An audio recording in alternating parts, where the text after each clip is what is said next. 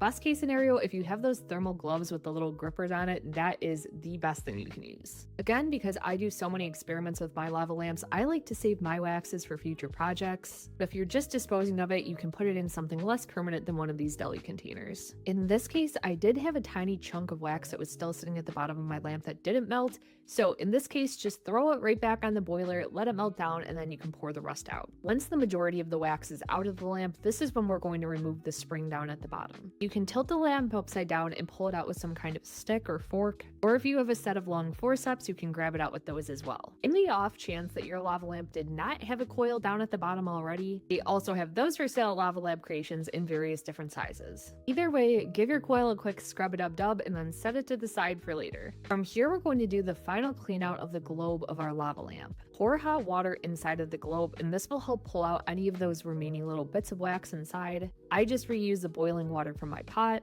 And at this point, depending on how many wax remnants are left down at the bottom, you could just dump it. However, what I like to do is take a paper towel, roll it up, stick it into the lamp like some sort of Molotov cocktail. And from there, all those little wax bits will stick onto the paper towel and you can just pull it out and dump out the water from there. Once all the big particles are gone, chances are your globe is still going to be a little bit dirty. This is especially true if you have a really old lava lamp or if you were running your lava lamp super frequently and maybe some of the wax burnt onto the side.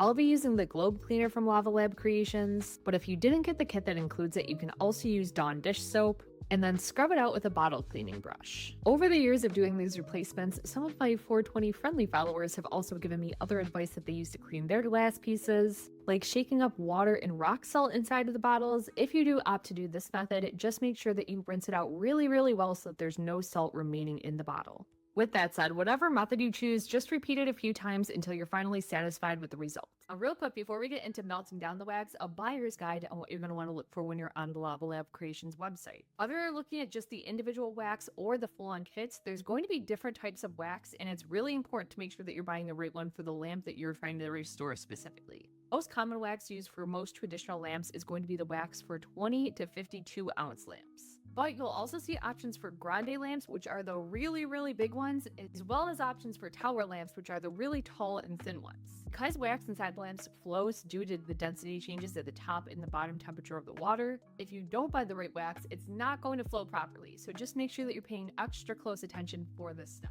Now, of course, when the wax comes, it's going to arrive solid, so we have to melt it down to get it inside of our lamp. Although I know it is tempting, do not put this bottle of wax inside the microwave. It will not heat properly and it is potentially going to separate the ingredients into parts